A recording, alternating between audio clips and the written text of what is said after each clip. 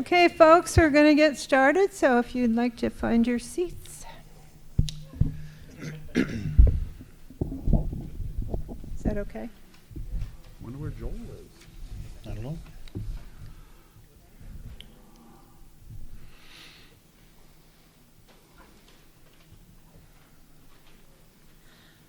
So, the Piscataquis chapter of the Maine League of Women Voters welcomes you to Candidate Night in Dover-Foxcroft. My name is Carol Boothroyd, and on behalf of the League, I want to thank Center Theater for their technical help for this event, and also our co-sponsors, Thompson Free Library, the Commons at Central Hall, and the Piscataquis Observer for their support. I want to thank our candidates and all of you for participating in this important civic event. And a big thank you to our local league members who are here to facilitate tonight's forum. Give a wave, you guys. The League of Women Voters is a citizens organization that has fought since 1920 to improve our government and engage our communities in the decisions that impact our lives. The League operates at the national, the state, and the local level through more than 800 state and local leagues in all 50 states, as well as Washington, D.C., the Virgin Islands, and Hong Kong. The League of Women Voters of Maine is a nonpartisan political organization that encourages informed and active participation in government and works to increase understanding of major public policy issues through education and advocacy. We never support or oppose any political party or a candidate. Excuse me. Membership in the League of Women Voters is open to people of all genders. You don't have to be a woman. All genders, all backgrounds, and political beliefs. For people who are over the age of 16 and who agree with the League's foundational principles. So if you'd like to learn more about the work in Maine, I invite you to visit the League of Women Voters website, lwvme.org.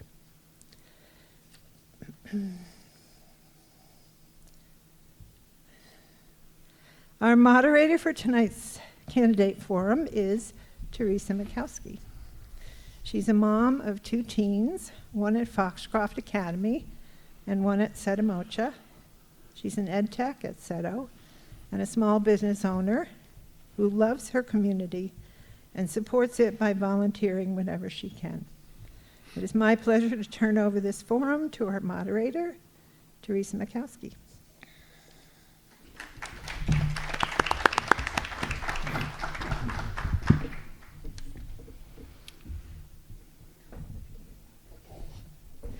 Good evening.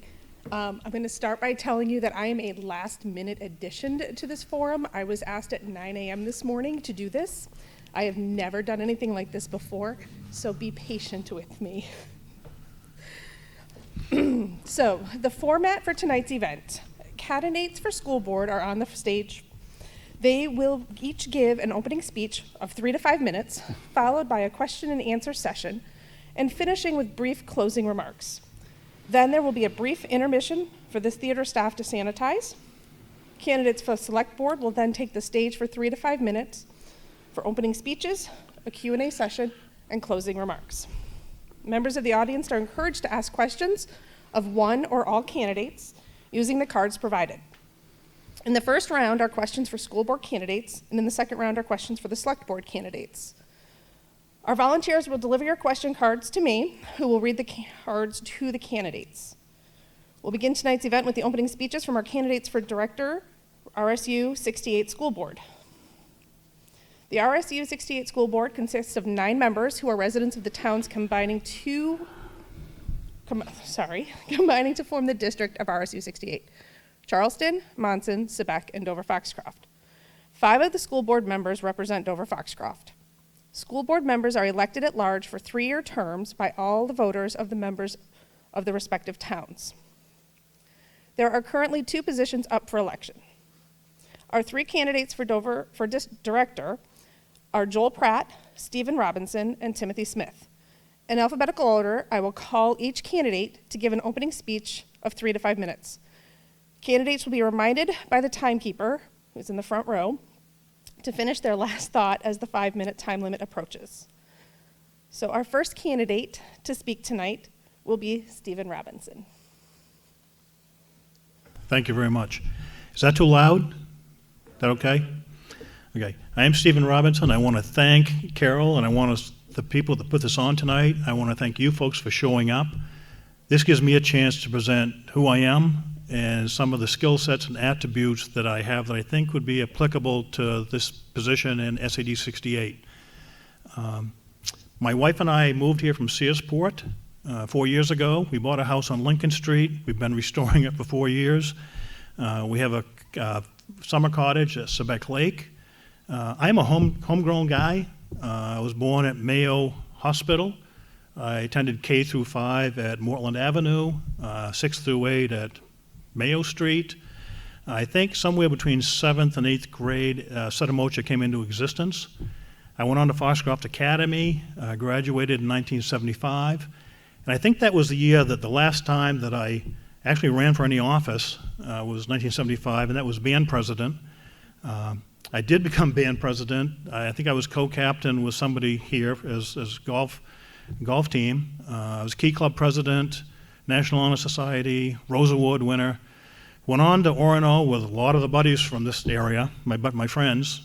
Graduated with a bachelor's degree in electrical engineering technology. Went on to Central Maine Power Company for a short stint. I left those folks, went out of state to see the world, went to Pennsylvania, gained some field experience. Found my wife. She's been with me ever since. Came back to New Hampshire, re-engaged with the CMP in the early 80s. Spent a long career with those folks. About 12 years ago, we parted ways.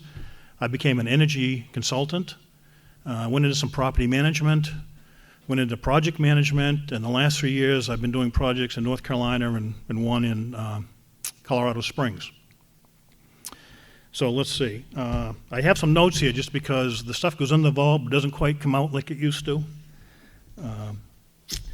Let's see. Right now, after all my career, I'm trying to retire. It's not working real well, but I'm giving it a shot. I do some consulting on the side, but trying to phase out of that also. We have 2 boys. Both of those went through Searsport High School, went on to college. They have careers and families now, one in Maine, one in Arizona. Back in the days when the boys were going through the Searsport school system, I volunteered on some of the executive leadership committees, selfishly as a parent, but also as a local business leader. And at the time, the school was struggling with accreditation. It was dealing with no student left behind, no child left behind. We were dealing with pass-fail grading, rubrics. I didn't even know what a rubric was. Homogeneous groupings, independent studies. That was a hot topic. So I think I do bring some things to this position with respect to some knowledge on the school systems. In my working career, I have some board experience. I was on the board of MEBSR. MEBSR doesn't exist anymore, but was Maine Businesses for Social Responsibility. And great folks to work with. And the owners of the companies were on that board, one being Tom's of Maine, Cadillac Mountain Sports, Borealis Breads, Coffee by Design, great group. Then I went on to the Board of Engineering at Orono for 8 years. They call it the Dean's Council. 21 years of negotiating skills, collective bargaining unit agreements. At CMP, we had 3-year contracts. So I did it 7 times. I was the negotiating team. I became a certified total quality management instructor and trained a lot of employees on how to solve problems, their problem-solving process and techniques. Leadership, I'm really into budgets. Some people know that. I managed a budget of about $125 million a year capital spend and about $58 million a year O&M spend. So budget controls, I call it my forte, but I also do leadership development, predictive maintenance, planning, and I think somewhere in that mess there's a skill set that can help out SAD 68 and the board. I think the simple goal that I have, if I was to get this position on the board, is I think of the students at SAD 68, I think they deserve and should be getting an LO Bean quality education at Mickey Martin's prices, and that's kind of for the taxpayer. But I have two core values that I really believe in, I always have, and I think that has to do with relationships built on respect and performance built on accountability. That's me. Thank you.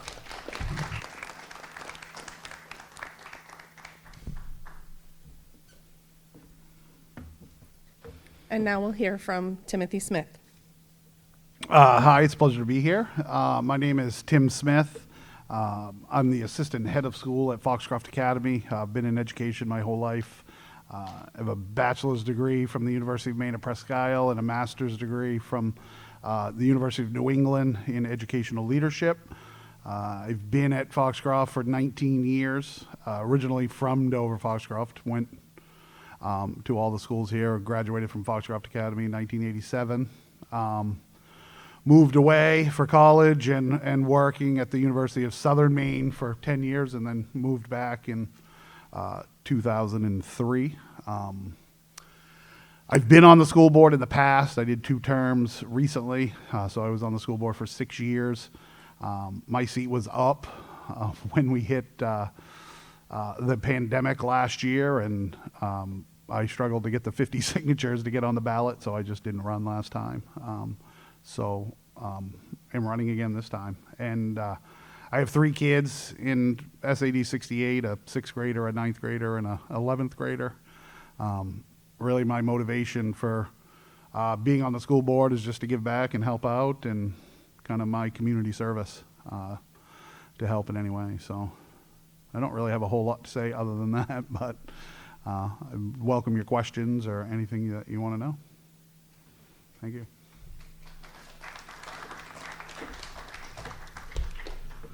Okay, I have some questions from the audience now. If you have any questions that you've written down, if you could hold them up and one of our volunteers will come and pick them up and bring them to me. Thank you. So our first question is open to either one of you.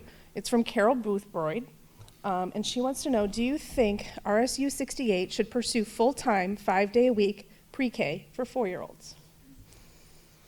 Tim, would you like to start first? Full day, 5-day a week for pre-K? Yes. And because currently, right now, it's 5 days a week, half day? It's 5 days a week. Yes, it's 5 days a week, half day. I don't know where Carol is, but right there. To be honest with you, I haven't thought much about that. If that is something that would enrich that program, I certainly would be in favor of that. I know some districts even have half a day kindergarten, so expanding pre-K to a full day to me seems like would be a good idea, and more education is certainly better. But like I said, I would have to look into it, I guess, and understand the logistics of why it's only a half a day. I don't really know. And Richard? Steve? Yeah, this is new to me. I guess what I'd want to do is gather more information on it before I had an opinion, especially from the parents. I don't want to change just to change, so I'd want to know why, if you want to change it. And if it's justified, then we would change it. But I'd want more information to find out what the driver is to make that change. Thank you. The next question is from Jane Conroy, and this is for both candidates as well. What's the last book you have read, and any lessons you have to share from it? And Stephen, if you could start this one, please. The last book I read was for fun. I read a lot of leadership books, but for fun, and it was Paul Dorian's book, his last in his series. I'm not sure I learned any lessons from it. I think it was just for enjoyment. That's kind of my way to relax before I go to bed. I guess that's the answer. Tim? I probably would have to admit I'm not a huge reader, but the most recent book that I read, and it kind of just fits my personality, is the book Moneyball. I don't know how many of you are familiar with Moneyball, but it's about the Oakland Athletics being a small market baseball team trying to compete against large market baseball teams, meaning they have a lot less money to spend in salary, and kind of they reinvented how they evaluate players and how they value players. And I guess if I learned anything from that is that there's always new ways to go about trying to get to the same goal, and not to let common practice stand in the way of common sense.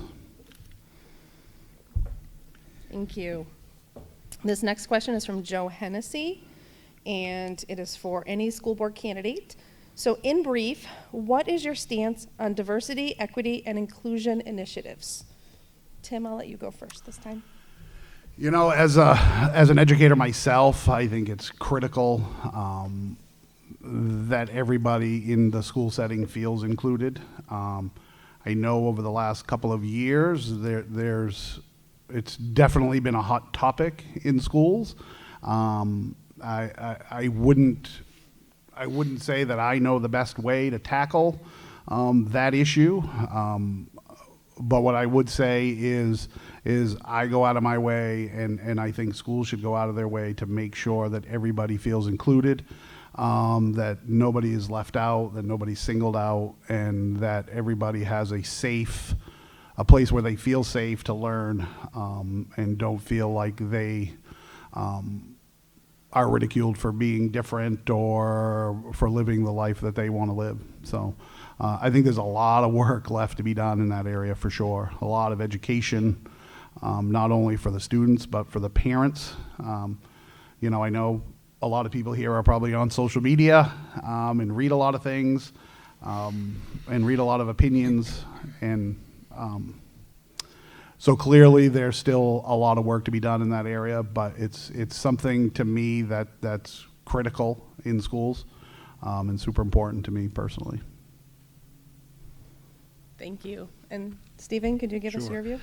I haven't been involved as much as Tim has, especially in the day-to-day, but I can tell you, I think every child deserves the opportunity, and we have the responsibility to make sure they get the education. It has to be fair. There should be no discrimination whatsoever. And how you integrate that, I don't have an answer because I've never been in that position. I just have the value system that says the students deserve that, and it's our job to figure it out. Thank you. Our next question is from Leslie Furno, and she would like to know, other than COVID, what are the top 3 specific educational goals that RSU 68 should focus on? And Stephen, I'll have you start. Let me just start first. Being an engineer by trade, I think 3 goals. I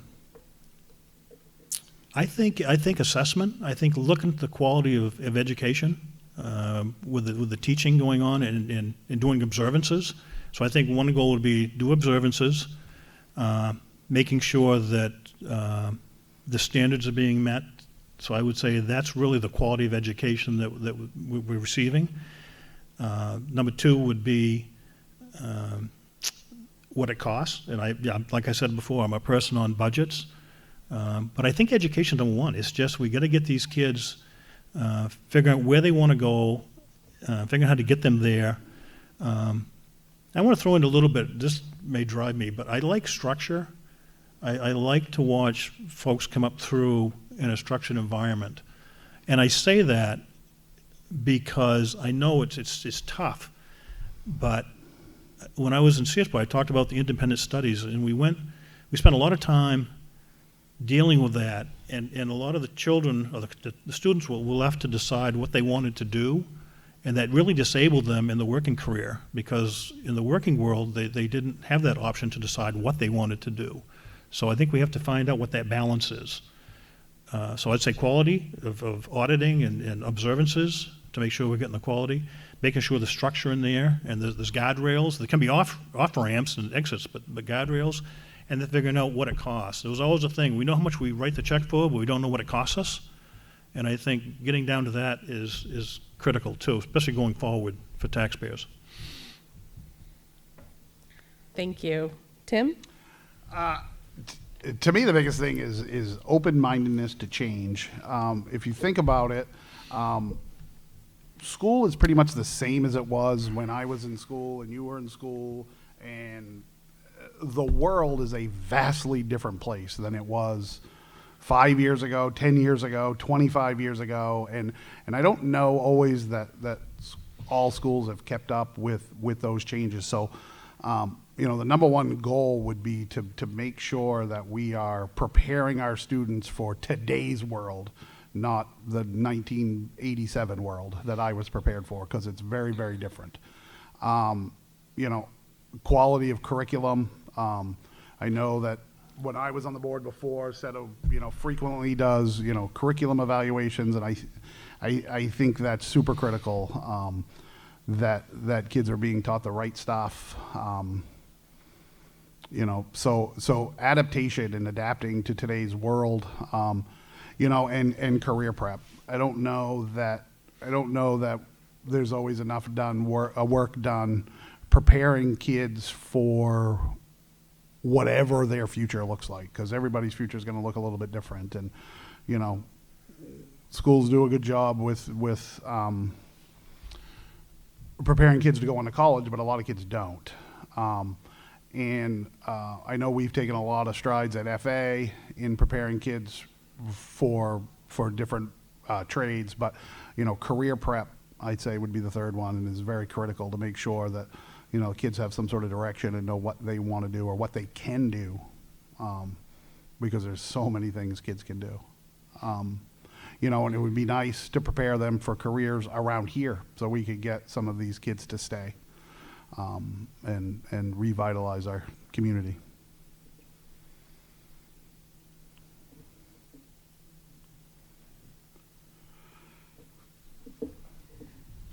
Thank you. I can read that one. Okay, our next question is also from Carol Boothroyd. Do you think that RSU 68 should require all school personnel to be vaccinated for COVID-19? You knew that question was coming. Let's be fair. Tim? Oh, Tim gets to lead off.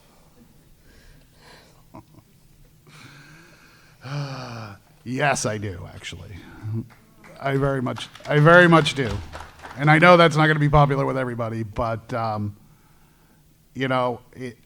vaccinated. Last Thursday, 12 and up became open. My children all got their first shot.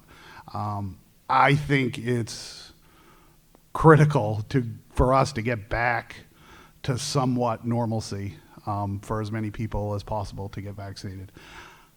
And working with children, working in school, every day we're sending kids home because they've had a close contact and need to quarantine, and they keep missing more and more time. It starts with the adults, and I know there are philosophical reasons why people don't want to, and I know I'll probably get bashed on Facebook at some point, but if I'm being honest, yes, I believe so. Thank you very much, Tim. And Stephen? This is a tough one. I think in this environment, that the position you put it in, the answer is yes. Just because it's a school system, I tend to find a balance. I think when it comes to vaccinations of things that happen, I would like to see, this is going to sound different, if you don't get vaccinated, that's a choice that you have as a person. I think that the insurance companies could affect that, and it's people change behaviors like carrot or stick. So if I won't go into it, but the answer is yes. For this situation. if I could just follow up, and again, it's probably not necessary, but I understand why people who don't get vaccinated, I mean, I believe I do too. that the general populace should have a choice. I'm not saying I portray my beliefs on others, because I wouldn't want them to do it to me. But working in a school, I think it's critical. Yep. Thank you. This question is from Lisa Laser. What are your future plans to address the needs of your LGBTQ students? Support groups, inclusiveness, ongoing conversations with staff and students. And this is again for both of you. Tim, I think you're set to go first. Like I said, I've been off the board for a little over a year, so I'm not really up to date on the initiatives that CETO has in place. I know it's been a hot topic over the last year and a half or so or more, and I know they've done a lot of work in that area. But to be perfectly honest with you, I don't know where they are in that work. All I would say is that that's super important to me personally, and I would make it a point to make sure that the work that they've started continues, and that all students feel, like I said before, feel safe and comfortable in the learning environment, and that all their needs are addressed. Thank you. Stephen? Yeah, I don't have any exposure to this, but I would, from what I understand, I would focus on the process to deal with it, and I would want to, I like to go back to assess what it is or the problems, but I go back to problem solving. You know, what is the problem we're trying to solve? I hate labels. I think it comes down to who are the people. I work on the people first. I get to know the person, and the label kind of goes down the road. But I think in this case, if it's a big issue, and I guess it is, I would want to get involved heavily, and I'd want to ask a lot of questions why, and then work to resolve those, and in the benefit of the student. But right now, I'm kind of disarmed because I don't have all the information I would need. Thank you. This question is from Joe Hennessy, and he would like to know, would you prioritize the inclusion of a foreign language in the early elementary grades? Tim? Yeah, and again, I'm not sure what they're doing currently. I know they do have some foreign language. I don't know if it's in the elementary school, but I know they have some in the middle school. You know, like I said, I've been at Foxcroft Academy for 19 years. We have 3 and sometimes 4 foreign languages. I think they're critical in kids' development, in the learning process. And it's not even so much that they leave here knowing a second language. It's more about the process and how to learn another language. I think that's critical, and if we could start kids younger, obviously that would give them a leg up and be even more helpful. So, you know, learning a language is a skill, and it makes you use parts of your brain that don't always get exercised, and I think it would be a wonderful addition and complement to the curriculum to start kids as early as we possibly can. Thank you. Stephen? I'm not sure, this is opinion, I'm not sure that a must-do would be to start children in middle school in a foreign language. I think in high school, yes. I'm not sure that I would add that to their palette in middle school, but that comes from me only being in the school system years ago. I'd want to know why we want to do that. And as Tim said, if it preps them better for their high school years, then yes. But just thinking it's a good thing to do, I'm not sure that's a must-do, and I focus on must-do, should-do, nice-to-haves. So I guess I would say probably no right now. I'm not sure I'd do that. Thank you. This next question is from Jane Conroy, and it is to both of you as well. How would you describe a well-run meeting for public input? And Stephen, we'll start with you. Well, I was always brought up with a PAL system. It's purpose, agenda, and limits. So I think if you create that and you you really focus on the purpose at hand, and you need a moderator, but you've got to keep the guardrails. And I don't know if this is, but it's a PAL, P-A-L, purpose, agenda, and limits. And you set that, and if you want to break it down, and there's a lot of agenda items, you can break them down as a timeline. And then just create an open issue board. You know, if you can't get to it and you can't resolve it, then just put it on open issues in a parking lot, and you deal with it later. But you capture all the thoughts, you just don't spend a lot of time drilling down into the weeds. Thank you. Sure. Tim? The way school board meetings are run, I think, is a very interesting concept. I don't even know that I would call them public meetings. The school board conducts its business in public, but it's not necessarily a meeting where the audience has input. You can go and sign in and ask a question if the topic is on the agenda. So I don't know that the regular school board meeting is the place for that, but maybe an idea would be to have supplemental meetings where it's much more community involvement in asking questions and getting information. Because the current setup, and I know they go kind of by the state law of how a school board meeting is run, is really not meant for public input as much as it is to just be transparent and conduct the business in front of the public. So, if I was I am a parent and wasn't on the school board, it would be nice to be able to go to a meeting and ask questions and have input that way. But I don't know that you could do it in a regular school board meeting, but maybe, have other meetings quarterly or so, whatever it might be, to, be able to have more input or at least, get some questions answered. Thank you. And Stephen, the same question. I thought I answered it. I think he Oh, went I'm first. sorry. I'm sorry. It's okay. They keep handing me more cards, and I'm getting It's not going to get any confused. better the second time. Okay. This is from Carol Boothroyd. If elected, what would your top priority be for our educational system? I think we kind of talked about it a little bit already. Yeah, like Yeah, Tim is first this time. kind of like you talked about before, I think is making sure that our kids are getting what they need to be successful in today's world. It's much more of a global world, and that doesn't necessarily mean that our kids are going to move across the globe, but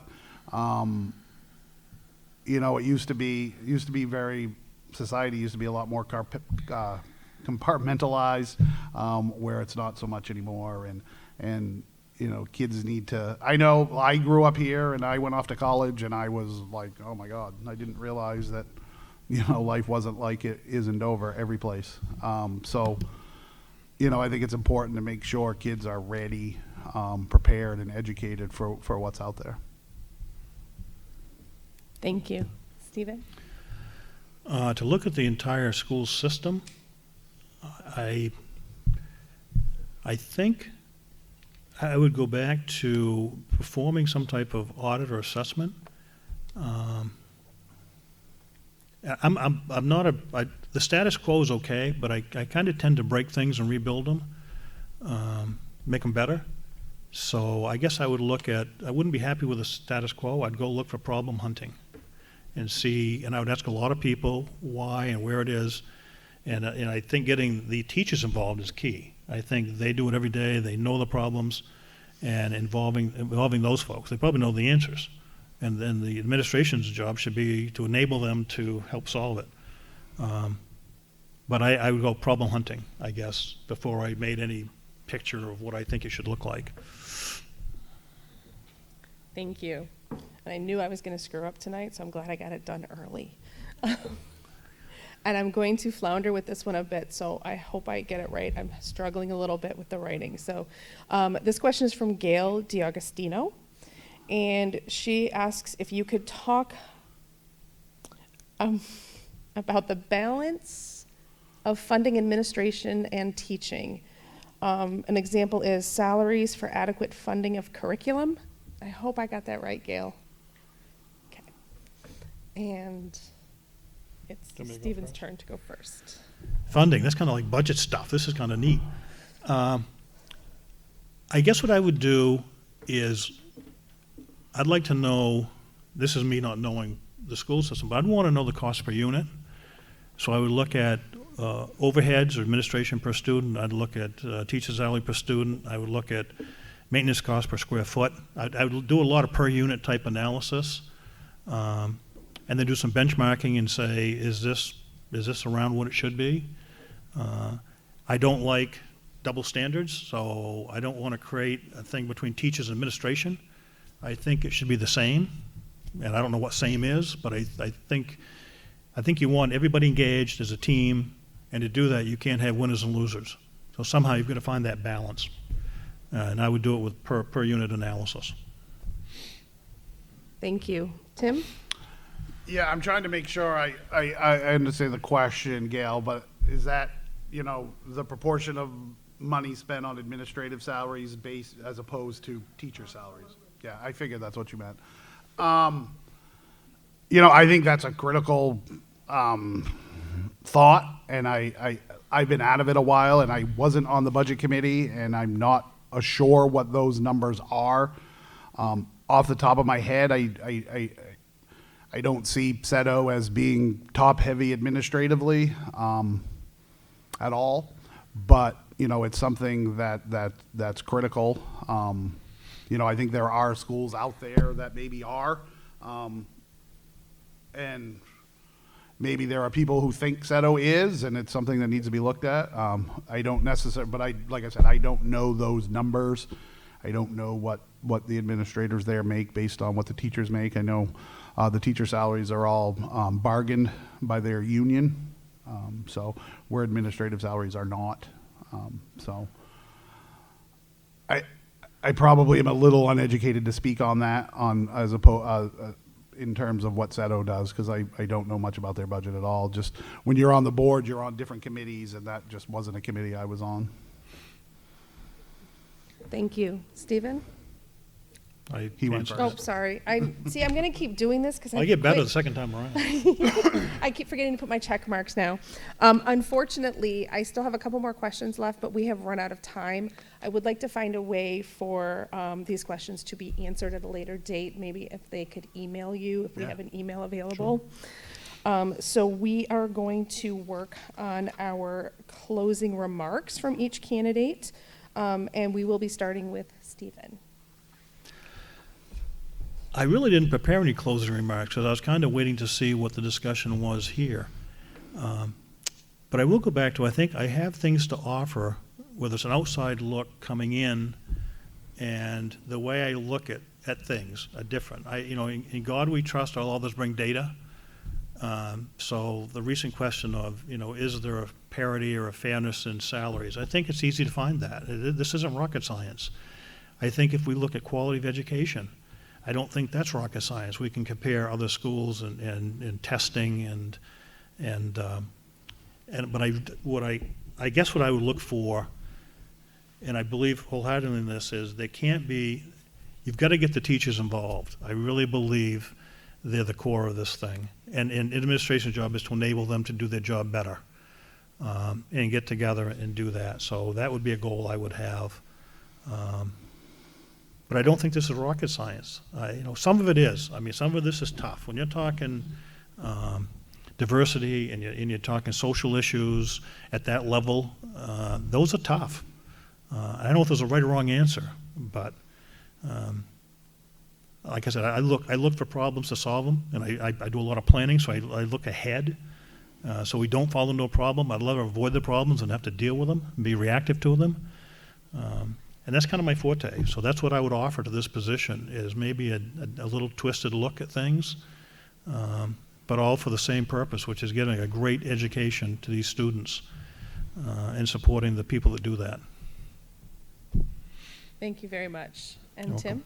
All I would just say is, like I said, I spent 6 years on the board. I'm proud to have been involved in RSU 68. I think our children are fortunate to go to RSU 68 as opposed to maybe some other schools and some other districts around. I think if you live in Dover-Foxcroft and you're a kid, you're pretty lucky. I think the education that is provided is outstanding. Like I said, I have 3 kids. I'm very, very happy with the education they're receiving. I think we're very fortunate to have the teachers that we have, the administrators that we have, and is everything perfect? No, but nothing is. And, I would just like the opportunity to continue the good work that the district has done and will continue to do. Thank you very much. And thank you to both the candidates. I appreciate your honesty, as do the rest of us, for getting up here and doing this. And we will now have a 5-minute intermission while the select board candidates take the stage.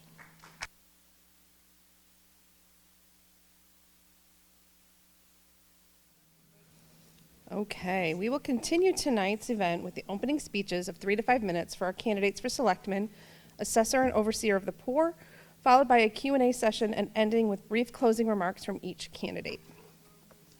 According to the Dover-Foxcroft Charter, regular elections for the choice of members of the Board of Selectmen, representatives to the Board of School Directors, and Executive Committee for the Thompson Free Library, and other elected officials shall be held on the second Tuesday in June.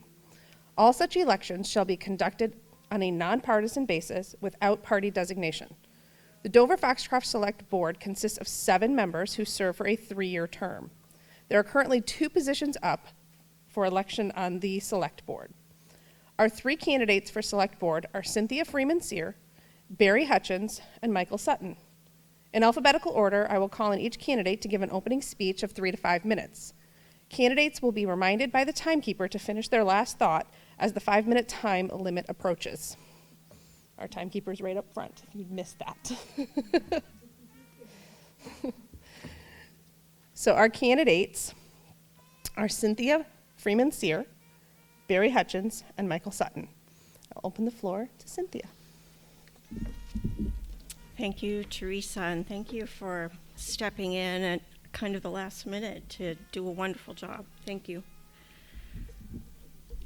Good evening, everyone. Thank you all for coming tonight. Thank you to the League of Women Voters. Our celebration of the centennial of women's suffrage was diminished by the pandemic last year, but the League's energy and critical work has not been diminished and continues as it has since 1920.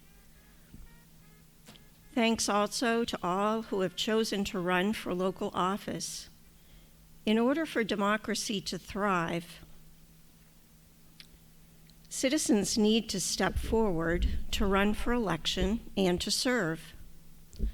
I am grateful for the opportunity to hear from other candidates to inform my vote tonight. My mind is sort of spinning with what we discussed during the school board discussion, so I'm trying to re-engage here with our function, but just so grateful for the opportunity to hear from everyone and my fellow candidates tonight. It has been my honor to have served as a member of the Select Board for the last 15 years. I had to ask Lisa how long it had been, Lisa Ronco, because I couldn't quite remember when I first ran, but it was in 2006, so that's been a long time. We have had a strong and healthy board, and it has been a pleasure and a challenge to serve in this capacity. I grew up in Old Town, and I'm a proud alumna of the University of Maine. Go Bears!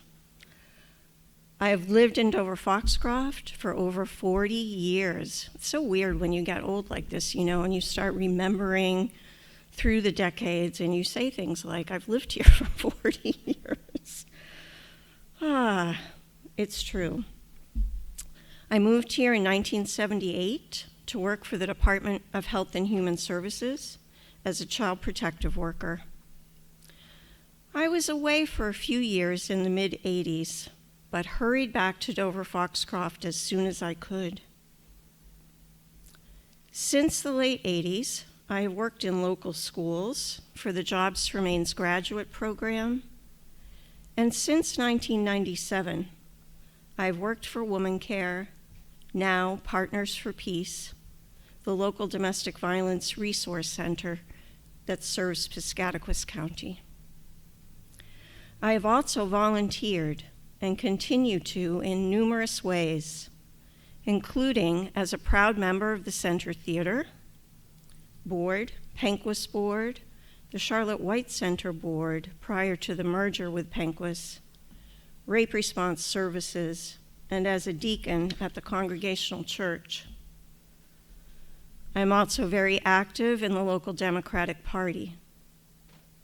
And of course, when my daughter was in school here, I was active as a school volunteer in multiple capacities, supporting academics, and as a proud drama and music booster and field hockey mom. Yesterday, as members of our community worked to clean up downtown sidewalks and parking lots by picking up litter and sweeping up the winter's accumulation of sand and gravel, I thought about what makes small towns work. It is just this sort of collaborative effort from every age group and political base. We do share common values and pride in our corner of the world. We show up for each other, whether as street sweepers or volunteers at vaccine clinics and community suppers. This is my interest as I run for another term as a member of the Dover-Foxcroft Select Board. We have accomplished a great deal in the last few years for our community by working collaboratively with our hospital, our schools, our local businesses and nonprofits, and we have much to do going forward. I'm especially interested in moving forward with improvements to our downtown and creating green space and encouraging safe walking routes. I was so happy to see another ice cream window open this past week as Pat's opened their window. And yesterday, as Scott Taylor and I were cleaning the downtown with other volunteers like Carolyn Sweat, Scott and I laughed that in addition to our healthy walking routes, we could have an ice cream loop, walking from Butterfields to Pat's Dairyland and then to Pat's Pizza. Seriously, though, we have so much potential as a community to create a healthier, more vibrant town as we continue to work collaboratively. Dover-Foxcroft has always been a special place to live and raise a family. Let's continue to move forward by addressing the challenges and opportunities that are before us. Thank you, Carol. Thank you, Cynthia. And now, Barry? Thank you. My name is Barry Hutchins. I'm not a local to Dover-Foxcroft with a 40-year history, so I certainly give you a nod there. My wife, Wendy, and I moved to Dover-Foxcroft approximately the end of 2016 when I retired from law enforcement. I spent 20 years in a career in law enforcement, 13 years in the military, Air Force. And throughout that time, I spent, the entire time working with budgets at both municipal, then into state level, and then at some of the time at federal level, but the majority of the time at municipal and state level working budgets. I worked allocating budgets, expenditures of budgets, having to obviously write the budgets, explain the budgets. I worked with personnel, hiring, firing, disciplinary issues of personnel throughout positive and negative sides of that. I agree that In Dover-Foxcroft, we need to improve the downtown areas. I strongly agree with that. I think that we need control economic growth in Dover-Foxcroft. I think that we need businesses here, but we need to keep it under control. So I would like to see changes in that regard. I want to be a part of the Board of Selectmen, not necessarily because I think that anyone's doing anything wrong. I want to be a part of it because sometimes it's just good to have a change. I think that if you have the same board for 20, 15 years or whatever it is, things oftentimes just need to change. The town needs representation of the people that are in the town. And if you have new people in the town, let new people step up and represent the town. We live here, my wife and I. She teaches at Setamocha Elementary School. We have a son that owns a barber shop on Main Street, so we do have an interest definitely in the town. We have 2 grandchildren that are being raised here, and I think that I can do good with the town. I'm retired out of law enforcement, like I've said. I'm a firm believer in equality with personnel. What I mean by that is that I believe that we need, obviously, personnel in town, but I think that we need to make sure that everything is justified. I want to make sure to go through each department. If I'm put on the Board of Selectmen, I would want to go to each department. I would want to spend time in each department and look at each budget, personnel, equipment, and just look at line items and sit down with the department heads and determine, is a particular line needed? If it's not needed, then work on reducing the line. If it's needed to be increased, then work on increasing the line. So as far as making promises, the only thing that I can promise you is that I will look at the budgets. I have a strong background in municipal level budgeting. It's what I did. I'll look at the budgets. I won't come in here and try and promise you that I'm going to cut every budget.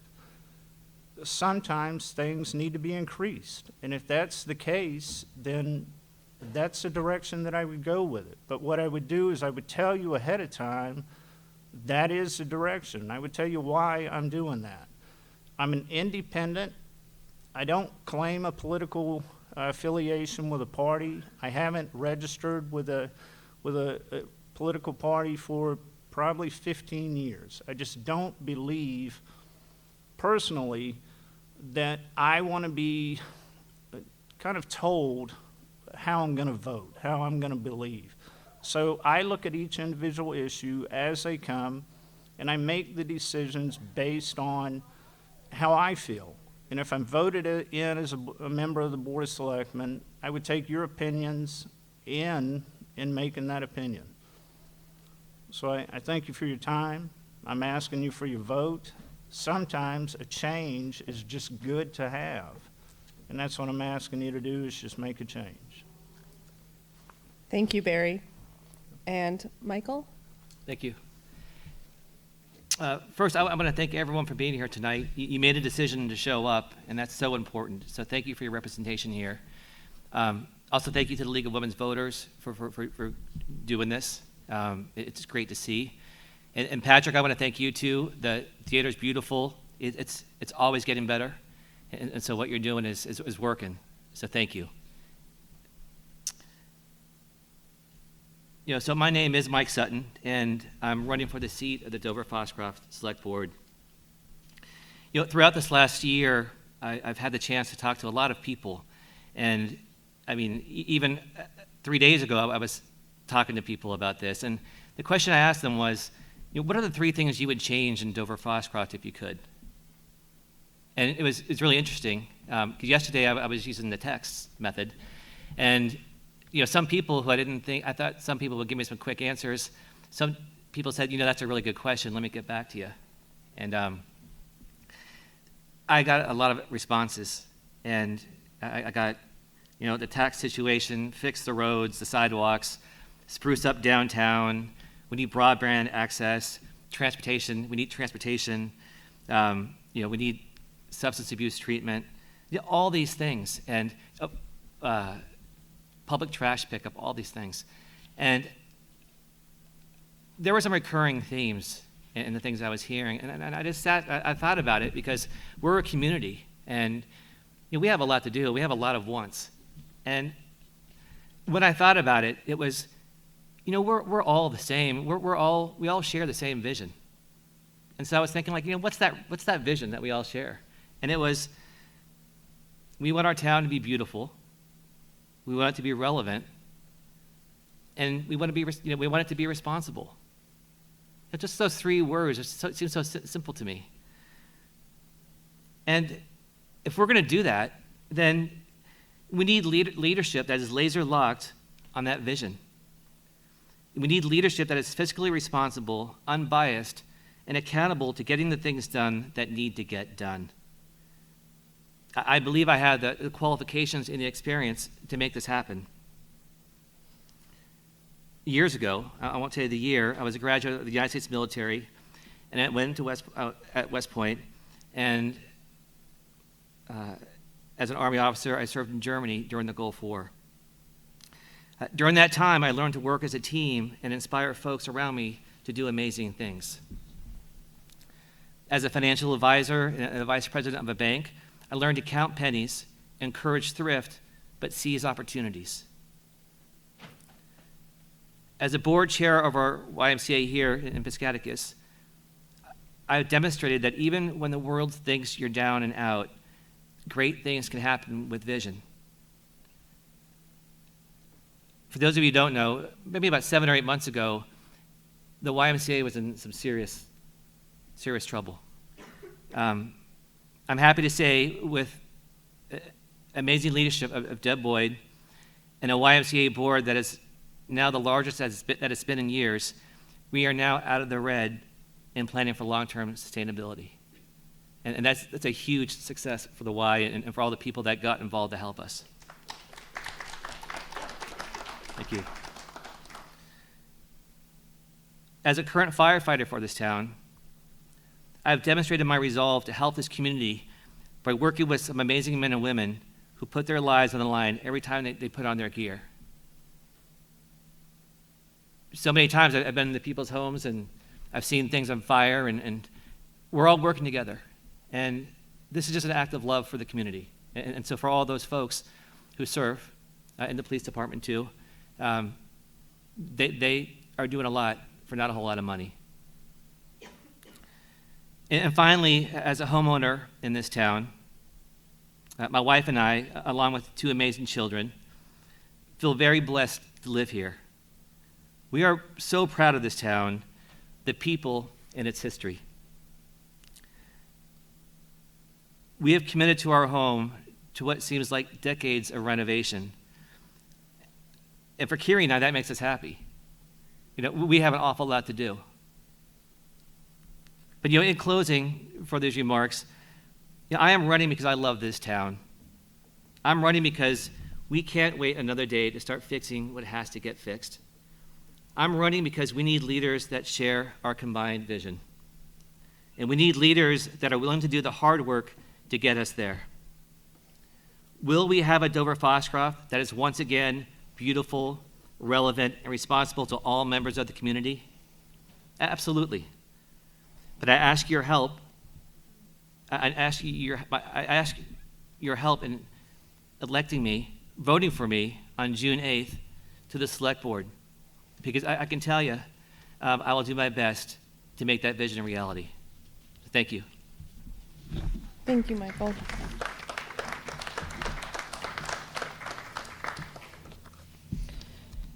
I will start the question and answer session by reading questions from our audience. Candidates, if possible, keep your answers brief so that all the questions and answers have a chance to be considered. I also wanted to point out quickly that I am reading these in order that I've received them in case we run out of time like last time. I don't want anyone to feel like I'm over here filtering things. I'll watch you. I can see you. So I am going to read this one first. It is from Joe Hennessy, and it is to all three of our candidates. He would like to know, if elected, what would your top priorities regarding budget transparency and small business development and support? And Barry, I'm going to ask you to start. Okay. Regarding the budget transparency, I think that our budget, like I said in my opening statement, I spent 20 years at a municipal level writing, reading, doing everything regarding this level of budgeting. I still have a hard time opening our budget. I can take our town report and I can open it. I did it this afternoon, and I still have a hard time going straight to a particular department and finding everything to do with that department in one small section.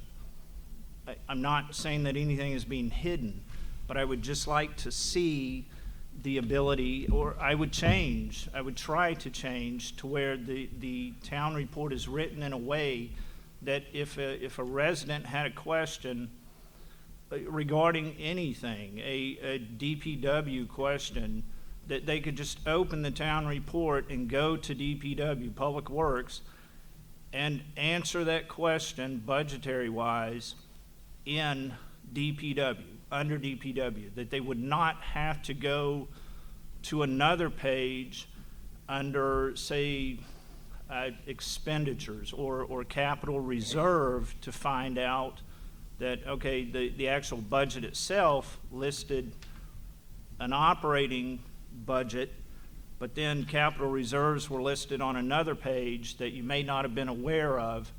I would like to see everything listed for a particular department in one spreadsheet for that department, just to make it easier and more accessible. And I know you had another part to the question, and I apologize. The way that it was written was, if elected, what would your top priorities be regarding budget transparency and small business development and support? So the small business development and support would basically be, again, my son is a small business owner in town. Anything that we can do in town from a government standpoint to not roadblock any small business, I would say that we need to do that. I'm on the planning board, I'm on the ordinance committee in town, so I play a big part in that. So anything that we can do to not stand in the way of a small business, that's what I would do to support that. Any grant assistance that we could give to them, I don't think probably that the town could do it, but any assistance in writing those grants, I think that maybe we could give them assistance with that. Thank you. Michael, the same question to you. Do you need me to repeat it? Sure. Okay. It says, if elected, what would your top priorities regarding budget transparency and small business development and support? Well, I think for budget transparency, I've seen our numbers, and if I have a question, I know I can go get answers. I can go talk to our treasurer. That stuff doesn't scare me that much. But if I don't understand something, or if someone tells me that they're concerned, say it was one of you that said, hey, I don't understand this, then I'll go to work for you and go get the answers for you. And that's all I can do. And so whoever wrote that question, feel free to get with me, and maybe after June 8th, we can talk and I'll find out. But yeah, I mean, the numbers are there. We just have to ask the questions, and I'm not afraid to ask people questions. I want to know too. And hopefully that's sufficient for the person to ask that question for everybody else. Small business development, for the last 28 years, I've been working with small businesses. I've sat down literally with thousands of business owners, thousands. Even at the bank, when the PPP loan came out, I was responsible for a team of folks that did PPP loans for folks that weren't members of Machias Savings Bank. And so I got on the phone and called businesses in this town and make sure that they had the loan that they needed. So when I think about small business, and I think about Andrew, and I think about folks, there's no reason why we can't have these folks. First of all, we have to make sure that we go to these places and we don't drive to Bangor, right? We got to support our local business, but we got to do the things that we can to keep these folks here. It breaks my heart that I can't get a loaf of bread in this town that I could get at Spruce Mill. It was unreal. It breaks my heart that Athens Pizza, that building, first of all, they had to leave, and then that building sold for what, $12,000, $14,000. That breaks my heart. We got to make this place where people are know that if they open a business, they're going to have the full support of Dover-Foxcroft, because it is really hard now to make a living in this town as a small business owner, and we got to support them. We got to do all we can to clear the way, get rid of the obstacles, and make this, make it a place where people need to come. We need people in those buildings, and we need small business to know that we're going to take care of you. Thank you. Cynthia? Yeah, I appreciate what you said, Mike, about we need to do our business here. We need to go to the hardware store here. We need to buy bread at the new bakery that just opened. We need to trade here and support our local businesses. I've always lectured my friends about that, some of whom are in this room. It's critically important that we support our local businesses that we do have, and that we continue to look for ways to work together as a community to support opportunities for our downtown. I can think of times in the past 15 years when we have done grants supported by the Piscataquis County Economic Development Council. Together, we've done facade improvements sponsored by the town through that process. We've assisted local businesses in being part of the planning for their business, and we've assisted businesses in getting CSBG money and other funds to further the development of their business. I really also appreciated what you said, Barry, about the structure of our budget and the way it's expressed right now. I think it is confusing, and that it's not done because anyone's trying to hide anything. And when folks come to the select board and when folks come to the budget advisory committee meetings and ask questions, there's always a good explanation, but it's how it's expressed, I think, that is the problem. And so we need to look for ways to create maybe summary budgets for people so they can see exactly what's going on in the Department of Public Works or wherever. I appreciate that. It took me a few years as a member of the board in the beginning to really get what we were expressing in the way we currently express our budget. I think we could make changes there. I also just want to say that anytime folks come to the select board, we always have an open session, unlike the school board. There's always an open session at the beginning where people can bring forward questions about purchases, about expenditures, about the condition of roads, or whatever is on their mind. And people also can appeal to the members of the select board directly or to our town manager for answers. We are all about providing information and about listening to people and to people's priorities that we may not have under consideration at the moment. So I think this was a great question, and I think we've provided some really good answers. Thank you for your answers.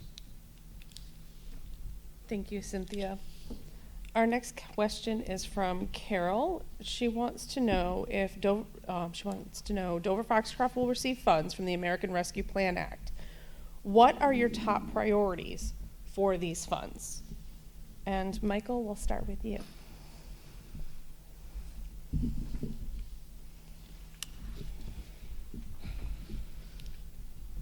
So I think I'm thinking to a lot of the answers to the question that I asked about what we would do, and beyond the shadow of a doubt, if we're going to have small businesses come in here, I think we got to do something about the downtown. I know we have stuff in the works. but it's everything. It's sidewalks, it's the roads, it's where the Christmas tree is. There's a big hole there with rocks in it. I think we take care of the things that like the safety issues first. I think there's a lot of safety issues right now, like in this town, that things we have to be careful for. So I would take care of the safety issues. I try to figure out a way to get some money to Bob's Hardware, because I think that building's about to fall into the river. I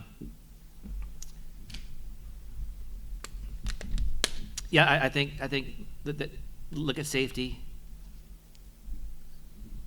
look at making things look right, and probably a third thing is I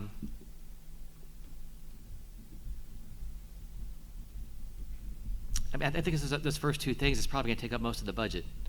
So, I think a third thing, what else is needed? It's just, again, survey folks, but look at the needs. Look at the needs. Safety, beautify, and take care of the things that need to be taken care of. And it's probably a list of things to prioritize. So, I hope that's a good enough answer. Thank you, Michael. Cynthia?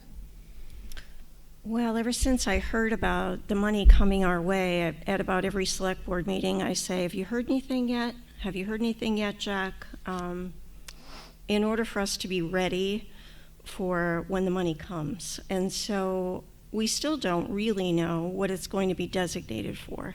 We don't know if we can use it to do the kinds of things that Michael brought up, which are critically important and we all need to pay attention to. So we're waiting to know what are the limits and what are the priorities for that money when it comes to us. And I think the first thing that we would do would be to convene a couple of different public forums where residents could come and tell us what priorities they have. Once we know the limits or the guardrails, as Steve said during the school board presentation, are on that money, we'll be better positioned to make plans for it. But I think we need to hear from the citizenry about what do they want. So that would be something that I think we would do as soon as we know how we can use it. It might be during part of an open session at the beginning of a select board meeting, or it might be a separate session. We could also do a written survey and ask for input in that way. I think that will be important. You mentioned Bob's Hardware falling into the river, which makes me think about ways we need to be preparing for climate change in Dover-Foxcroft and rising river levels, and some of this money might be useful for that purpose, to do some planning and create goals for that work. I think the most important part of my answer is asking the public what they want us to do with that money. Thank you. Thank you, Cynthia. Barry? I agree with Cynthia that you definitely need public input, but my two main priorities would be small businesses and the infrastructure of the town. The downtown definitely would need a big input of money. The small businesses that are in that downtown, without them, the downtown is gone. And if we don't have that downtown, I think Dover-Foxcroft is not Dover-Foxcroft. If we don't have the downtown, if we don't have, I hate to put it, identify this town based on a few different little entities. I don't mean to call them little, but the downtown, Foxcroft Academy, those are big identifiers in Dover-Foxcroft. So if we lose that downtown, if we lose the businesses that are in it, we have a huge problem in this town. So I would definitely want money to go into those businesses, and in turn that would help the downtown itself. I would want money to go towards the infrastructure, if you will, of the downtown, and then funnel out into the infrastructure of the town through the DPW department. I don't have a lot more to say on that because we don't know what the money will be approved, what we'll be allowed to use it for. So that would be my priority.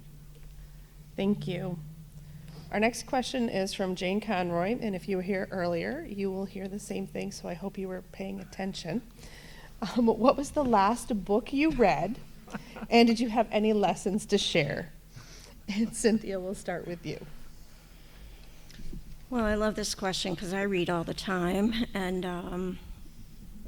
the last book that comes to mind when I first heard the question is a book by Greg Brown called The Lowering Days. And this book, I think, I'm still thinking about the lessons from it, and I'm still waiting for a conversation with others who have read it. But Greg Brown is an author who was born in Belfast and currently lives in Casco, Maine. He's an amazing writer and was interviewed by Richard Russo through the BDN's webinar series. This book intertwines the stories of some members of the Penobscot Nation, former paper mill workers, and Vietnam veterans who clearly all live in the Bucksport area. And his characterization of the people who populate the novel was amazing to me. Takeaways include how we all need one another and multiple voices to create community, and a great respect for Indigenous people and the land that we now reside on. Thank you. Barry? All right. Obviously, please listen to this answer and get everything out of it. I am not an avid reader. It is not because I do not have a love for books. I absolutely adore books. I have two children that are, I was saying earlier, I have two children that are the most incredible readers. They get that from their mother. They do not get it from me. I'm not the best reader in the world. What I do read a lot when I can is dealing with fly fishing. What I get out of that is I pick up on techniques. Well, I will tell you the last book that I read. I've read 3 books in their entirety in my entire life. I'll tell you 2 of them. One was The Boxcar Children when I was in, I think, the 3rd grade. The other of which was a book by, I believe the name was, it's the Benoit family. It was a hunting book. I read it about 10 years ago. It took me a very long, I read the book. So what I get out of the hunting books, but primarily the fly fishing, is I work with veterans groups with fly fishing, teaching fly fishing, and going out on local rivers and fly fishing. So I get a lot from those books, from the magazines, I shouldn't say books, from the magazines on techniques to use on those outings. So I get a tremendous amount from that. So thank you. Thank you. Michael? It took me a second, because actually when that question was asked earlier, I was like, well, this is a good question for me. I read an awful lot, and I read a lot of business books. I get up usually 4:30, 5 o'clock, and I spend about an hour and a half with my dog and my cat. I sit on the couch, same place, with some tea and some water, and I read. And most recently, and I've been doing this for a while now, and it pays dividends, because like later in the day, I just get tired, and then my wife comes home from work, and everything, the day kind of goes on. But I read a book. In fact, I just finished it. It's called The On Purpose Person by Kevin McCarthy. And it's a fascinating book. And it talks about a gentleman that is very active, does a lot of things, and just how can he really he had everything going for him, but does he really understand what makes him happy? And so in this book, he meets a man. If anyone's ever read The Gift, it's kind of like this, where you go around, you talk to different people who teach you these things. But I won't give the whole book away, but it's basically you're 7 categories, and you go through each category and you write down your wants. Like, what do you want to do? Whether it's religion, something physical, like whatever your goals are, whatever you want. And if you do it right, and you actually do it by putting your want up here and down here, so you go through, and so you have to get your thoughts out of your head because they tend to go together. So anyways, you do that, then now you have all these wants. So what do you do next? Well, you have a tournament. And so you take the number 1 want at the top against the number 2, and you say, which one's more important to me? And you just kind of run through all those things. At the end, you're going to have, for that section, whether it's physical fitness or whatever it is, you're going to have your number 1 want. So that's what you go with. And you do that for every one of the 7 categories. Then guess what happens next? You play those off, you have another tournament. So finally, after all that, you go through and you find your number 1 want. Now, once you have that, it gets a little bit more exciting, and I won't spoil it. But the goal of the book is, after you go through all this stuff, the self-assessment, you come up with a 2-word purpose, like your purpose in life. And so, yeah, it's a fascinating book. I don't know what that purpose is yet, because at the beginning of the book, it says you need to read this twice, right? So I've read it once. The first time you read through to get it, the second time you go through, so you can find out, so you can actually do all the tasks. So that was the last one. I highly recommend it. So the on-purpose person. It's actually a business. There's also a business version too, and that came in like 3 days ago. So. Thank you. I was just given a 15-minute warning, so we have 15 more minutes for our Q&A session. So our next question is for all the candidates. Do you view the role of the select person as a political or a non-political one, and why? And Barry, you get to start us.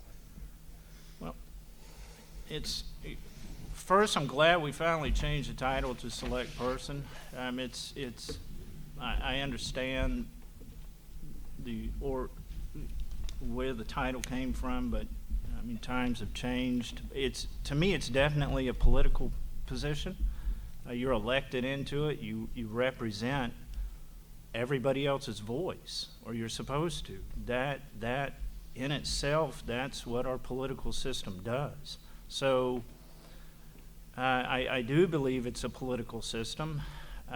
Definitely not at the same level as our national system or our state system. But for the simple fact, I'm a very strong believer in the First Amendment. So your voice is everything that you have. And as Cynthia said, our Board of Selectmen meetings, I just said it, Board of Selectmen, our select board meetings give everybody, no matter who you are, the opportunity to simply walk in and say what you want to say within reason.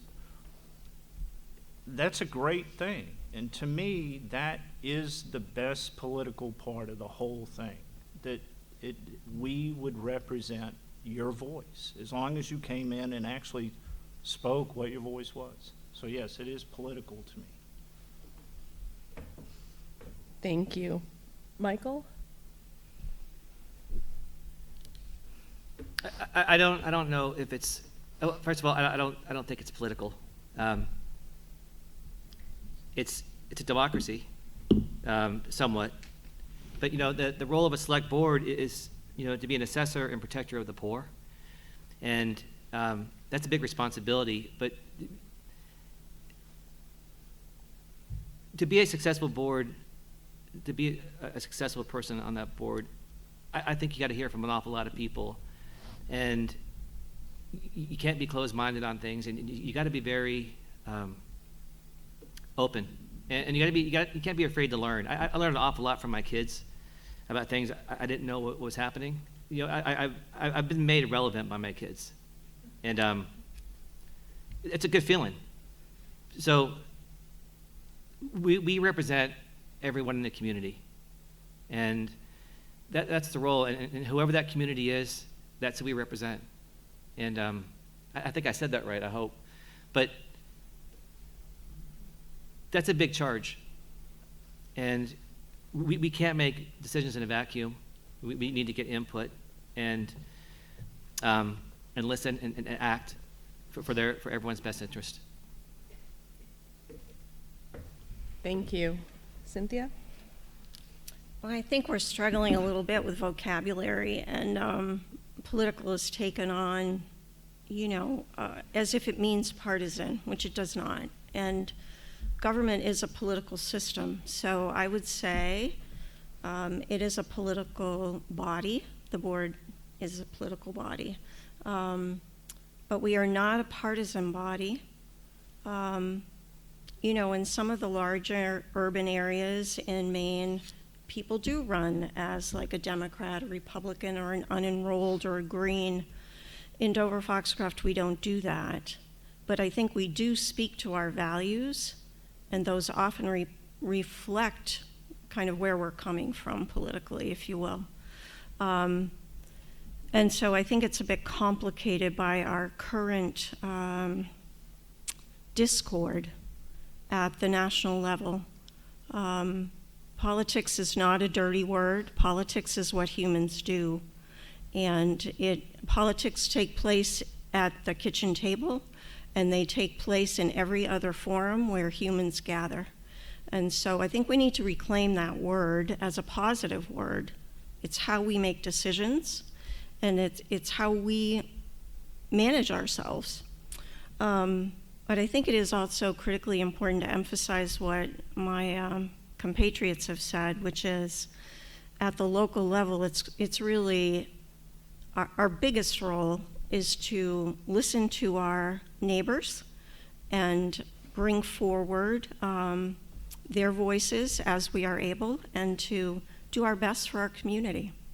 I think that's why we're all up here tonight, and that's certainly why I've been serving for the last several years. So let's be clear about partisan versus political, and let's not be ashamed to use the word political for governance. Thank you. I hope you guys have figured out my system by now of who I'm calling on. Did you get? No. Okay. I sat down and figured it out in the intermission. This next question is from Jackie Grant, and she wants to know, what ideas do you have to bring new industry to improve Dover-Foxcroft economy and quality of life? And Michael, will you start us? The first thing I can think about is, we talked about beautifying the downtown, but not all businesses will be downtown. But I think about broadband an awful lot, and I think about the 3-ring binder, and I'm not really sure whatever happened with that, but how come I live on Main Street and I got all these extenders in my house to get the internet? I don't understand it. So I think we need to revisit some of the relationships we have with, whether it's Fairpoint Communications or whoever, or Spectrum, and figure out how we can get better access to something that's like 3 blocks away from here. I just don't understand, because if I want to attract business, I tell you what, that's a huge selling point, right? And we just don't have it. And I don't understand what happened along the way. I've tried to ask and find out, and I don't have the answers yet. But that's what we need. We need to get a handle on that, because that is what people need, especially in this day and age. They need quick access to things, and we have it, and it's so close. In fact, if you want to call the person at the mill, see if you can use it, good luck, because they don't live here. So we got to figure that one out too.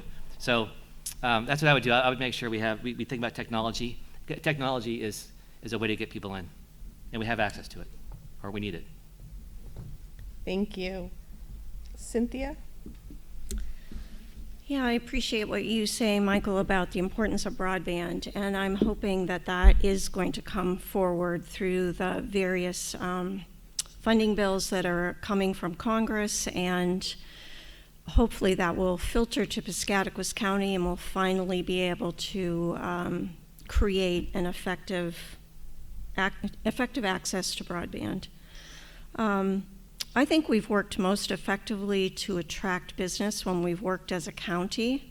When the Piscataquis County Economic Development Council I can think of times in the past when we were working so closely with Chris Winstead, who used to chair that, and other times, you know, he left and then the pandemic came, so things have sort of been squirrely for the last 18 months. But I guess I go back to that theme of collaboration on behalf of the greater good. That's when we're at our best in terms of attracting businesses. I don't necessarily think industry is perhaps the right word right now. We have local industries that can't hire people. We have multiple openings at Puritan, at Pleasant River Lumber, at JSI and Milo. So I think we need to really emphasize something that came up during the school board discussion, which was helping kids envision their career and how they might plug into what we have available here. We have many jobs that are currently unfilled. We have medical jobs that are unfilled. So we have jobs at every level. I guess is my point. We have jobs that would require vocational training and perhaps community college. We have jobs that require medical schools. So we have jobs all over the place, but we have not been able to connect our youth with those jobs. And I think that's where we need to work more closely with our school systems. When I worked for Jobs for Maine's graduates, that was one of the, and continues to be one of the purposes of that program, which is to help kids really understand, how does the workaday world work? How can I be successful in it?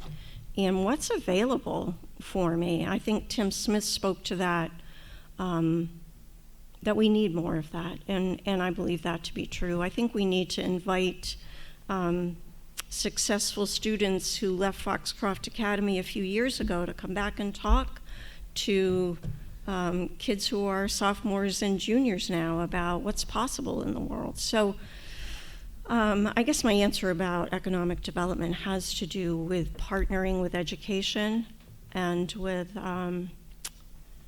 in addition, I have to speak to the need for childcare, because we have all of these jobs that are going without workers, and many of them could be filled by parents if they had appropriate childcare and pre-K. So, thank you. I could go on for a while, but I know we're running out of time. Thank you. Barry? A big one for me, schools. I think it was last year, an issue that was brought up on Facebook, believe it or not, was I think it was Eastern Maine Community College at one point in time, not last year, but maybe years back. There was talk, before I was here, there was talk about them possibly coming into the industrial park area with a campus. And then last year, the conversation came back up on Facebook. And to touch a little bit on what Cynthia just said regarding individuals coming back that have been successful in talking to juniors and seniors at FA, there's I won't name her, but she's a very successful financial planner type person in town that grew up right here in town, left, she's back, she mentors at FA. She was highly involved in that conversation, to go back to the conversation with the tech school, possibly coming into Dover-Foxcroft. I would strongly push for a tech-type college to come into Dover-Foxcroft. We have the facilities to do it. If we could get that type of a school in town to teach trade-type schools, we don't necessarily have to go after the bachelor-type degree educations or the master level, but tech-type, electrician, plumber, those types of educations. And also within that, child care could be taught, which at the same time would provide for child care of the students and possibly provide for child care of the community, because they're going to need kids to teach the courses. But I think that that'd be a great economic boost to the town. It would provide local education to keep our high school students that are local to our community potentially here to go to school here. That would be one way that I could see to hopefully incentivize bringing people or keeping people here. The current real estate market is, well, it's on fire right now. So I think we do have, I mean, there's a reason. I think the COVID and everything kind of played with the market. So that's somewhat why people are coming here. But we have people coming here, but I still think that if we can get businesses in town with controlled growth, that's a good thing to get people here. As far as bringing those businesses in, I'm not opposed to forms of tax incentives to bring in types of businesses. I'm not against that. I would be open to look at it, to at least discuss it, to get some forms of businesses in town. Thank you. Our next question is, would you prioritize the use of renewable energy for municipal and town facilities? Cynthia? Well, I think it's critically important that we prioritize the use of renewable energy and that we define renewable energy. I know that we have had multiple conversations about solar, and we had that heated discussion about the use of solar, a solar development at what is our airport, which I like to think of as an example of when, the public's voice, it was evident that it mattered because the select board was going in one direction, and then all of these people who really cared about the airport came forward, and we moved away from that. Since that time, I know we continue to be in conversation about the use of solar. We've been learning about what's happening in Milo. We've been learning about how to help local people use solar panels on their own homes. I know that the field house of Foxcroft Academy is going to be using solar. And we still continue to, wrangle might be strong, but I know we're still in a supportive stance in terms of the dam at the mill and the critical importance of using that hydropower. One of the things I was thinking about is that it's a wonderful thing that we have a 7-member board because everybody brings different perspectives and also brings their own experience. We have a plumber. We have a variety of people who serve on that board, and that's been critically important because, it's pretty obvious where I come from in my career path. I've been working for a little bit in education, but almost always in working with families who need a lot of assistance. And so I bring that forward to the table. But in answer to this question, I think some of our committees have been dealing more with energy for the town than I have on my committee. But as a person, I am totally dedicated to taking care of our planet. And I think there's more that this community could be doing. Thank you. Barry? Thank you. If I have the question right, I do firmly support renewable energy. I think that we have to weigh the differences to make sure that it's economical. And as a member of the planning board and as a member of the ordinance committee, it is an issue that right now we are dealing with. Solar farms, as Cynthia stated. The solar farm that was dealing with the airport, I thought it was a great process that took place. People came out, voiced their concerns at the meetings. It changed the entire direction of that. And I thought it was a great thing. Not necessarily that it changed the direction, but that people's voices were heard.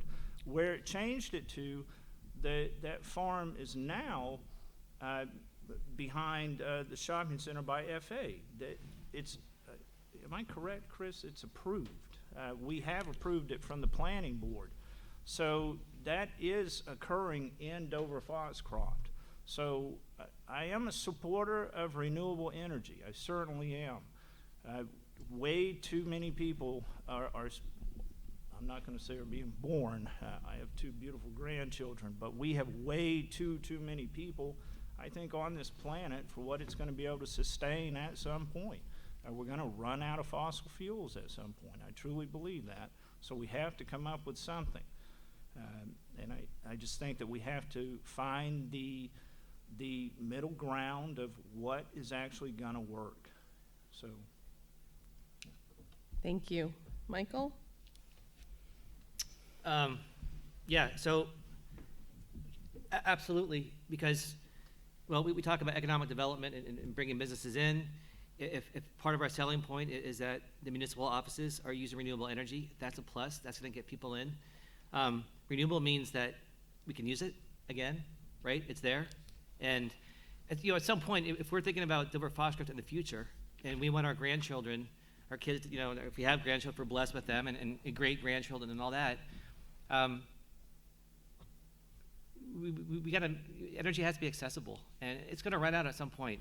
Maybe not now, maybe 100 years, and it's gonna be tough for us to keep going. It's gonna be a problem if we don't do it, because at some point, we're gonna have to do it, and it's gonna cost more money later. Right now, I actually have my cousin is down near Belfast. She's married to a gentleman, works for a company that does solar panels.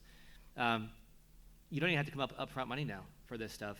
It's just there, and you pay for it with the cost savings that you get for using the energy. So absolutely, there's a saying in the military, and I think it applies to the board: you lead from the front, and that's what you have to do. If we expect to be leaders to our children and to our families and the people down the road, we make a change because we're going to have to do it sooner or later. Why not do it now when the cost is lower? So that's a great question. So thank you. Thank you. I was told that we have run out of time. I'm sure we could keep going on. I have lots more questions here, but unfortunately I have to go to bed because I have to teach in the morning. So we are going to hear some brief closing remarks from the candidates, and we're once again going to go in alphabetical order. So Cynthia? Well, thank you once again to everybody who made this happen. It's been a while since we've had a candidates forum, and I really appreciate the opportunity to sit with all of you and think about all these issues that are in our hearts and in our minds. I have the energy to continue to serve, and I appreciate Barry bringing up the need for new voices, and that's important too. I continue to be really dedicated and committed to the well-being of this community in a variety of ways, and I would be so happy to answer any other questions that you might have for me, any of the ones that we didn't get to. I feel that I bring a lot to this work, and I bring a lot to our community every day, and I'd love to continue in this role. Thank you. Thank you, Cynthia. Barry? Thank you for your time. Again, I'm not going to try and tell you that I can come in and fix a lot of things that are wrong. I'm definitely not going to tell you that I think that the current board is messing everything up, because I don't believe that. If you've watched a lot of the Zoom meetings, I'm very outspoken and I'm very supportive on a lot of issues with our current Board of Selectmen. I speak my opinion, but if I believe in what our current select board, I apologize again, what our current select board is doing, I'll say that. I'm just a firm believer in speaking what you feel. What I can promise you is if you come to me with an issue, I'll look at the issue from beginning to end.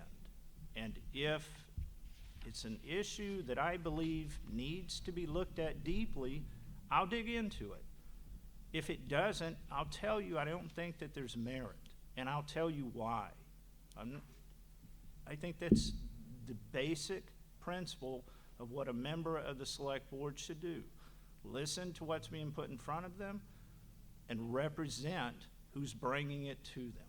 And that's all I can guarantee you that I would do. Thank you. Thank you, Barry. Thank you. Michael? Thank you, Cynthia and Barry, for being up here. And thank you for running for office. Like, this is what we need. Again, thank you, everyone, for coming, and hopefully you learned some things. I know I learned from you two, and I think the questions were fantastic. So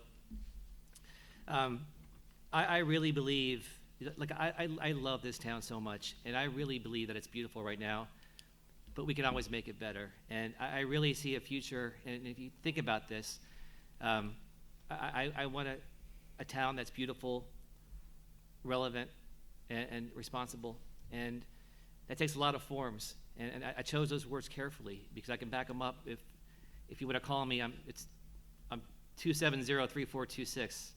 Feel free to call me and ask what I'm talking about. But